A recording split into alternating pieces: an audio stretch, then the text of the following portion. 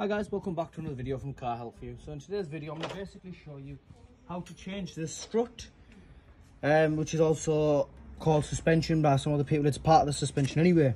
What we're working on is a 2015 plate Vauxhall Corsa. However, it is a similar method for almost any car or like pickups or trucks. It's quite a similar process for all vehicles except motorbikes. So what we're just doing up here is we're just taking the top nut off. So we'll just go ahead and do that. And the bottom ones, we've already got them loosened. I think I took the nuts off, just left the bolts on so you can see how to do it. The top one in this car is an 18, but because I'm not going to be giving you the measurements, just because it's going to be different on different cars. Sometimes you have to put a Torx bit into there and hold it.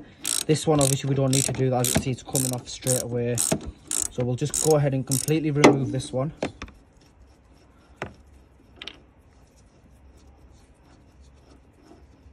And we'll just set it to the side over there.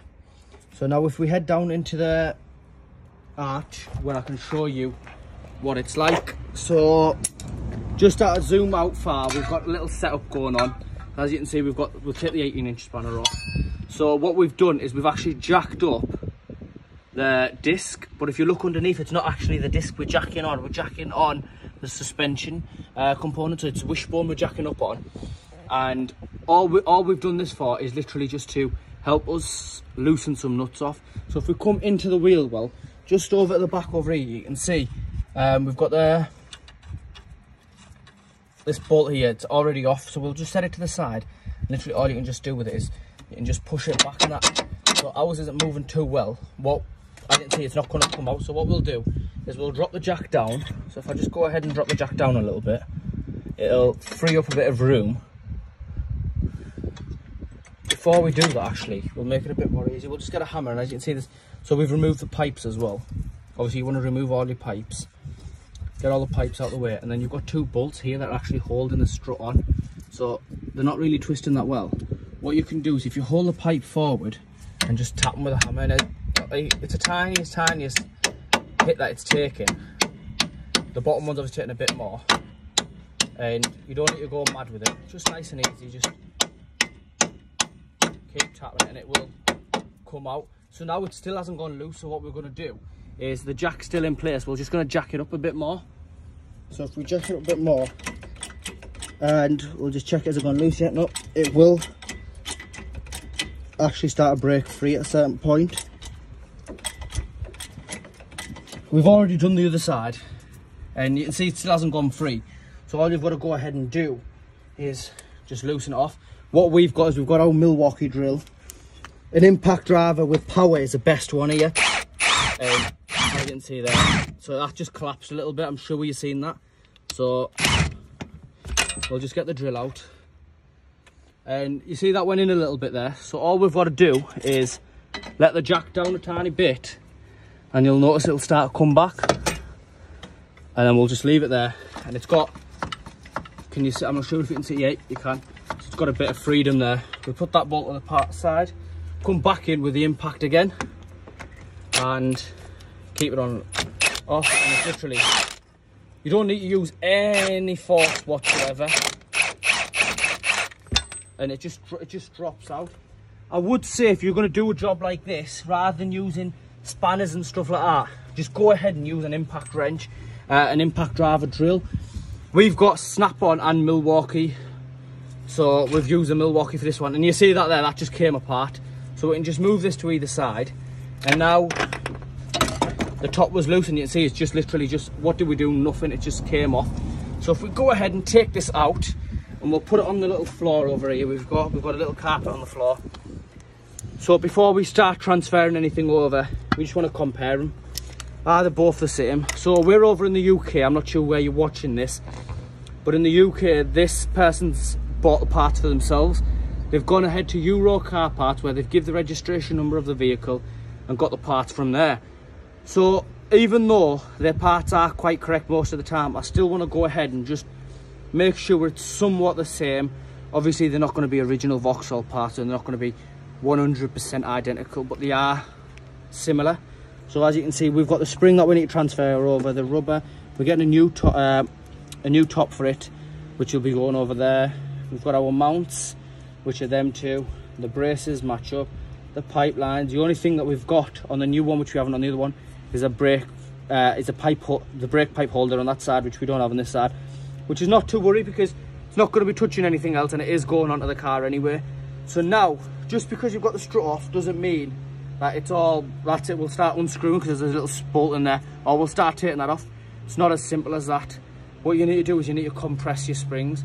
So there are a different variety of tools you can buy to compress your springs, starting off with the cheapest, which is about £25 depending on what quality you get. Ours were £42 because we've got some alright quality, and what they are is just a spring compression tool.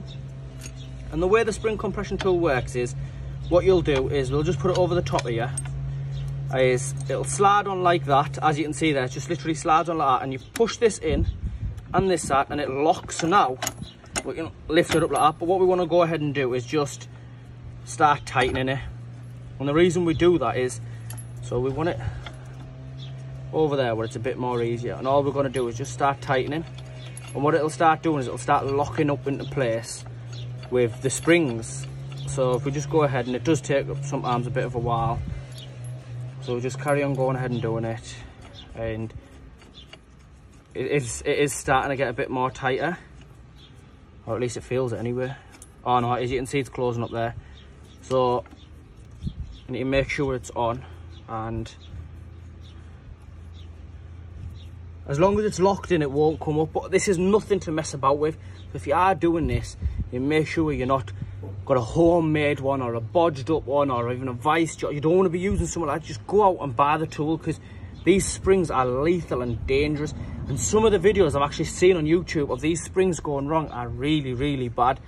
They've got enough power in them to probably kill you, to be fair with you.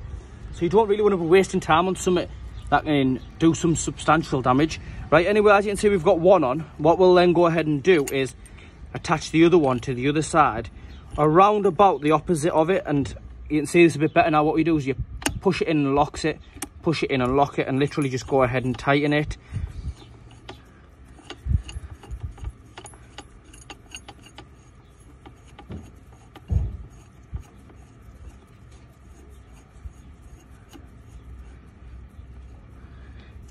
So that's starting, as you can see, that's now holding it on its own weight. What we would then go ahead and do, because the spring hasn't actually compressed itself, so to get it to compress, what we then need to go ahead and do is grab a ratchet, and it just attaches into the back of there. You can use the impact driver, however I don't recommend it, just because these springs are very dangerous. I'd rather just take the time, a bit extra strength or a bit of extra hard work, and you'll get round to it. And as you can see, it's starting to lock up, but just do it evenly. Just do it evenly so it's nice and flush like that. And as you can see, this one's moving a bit, so we'll just bring it back to where it was and go ahead and tighten it. But let's say you've done that, so I don't want to make the video too long for you. So let's say you've gone ahead and done that. What you would then go ahead and do is head over to the top, and as you can see on the top there's a bolt in there, a nut. What you would do is put a socket onto it, ideally a deep socket. So if I just get what I'm on about, something like this, bang it on top, put your impact driver onto it or your ratchet, and you'll just twist it off. And because the spring's already compressed, the spring won't bounce. But do not hold the spring in anything like this, because if it's compressed, you've got to remember all that tension is in there, and the second you put your hands in there, if this goes wrong, you'll lose a finger, you'll probably lose a face, you don't know.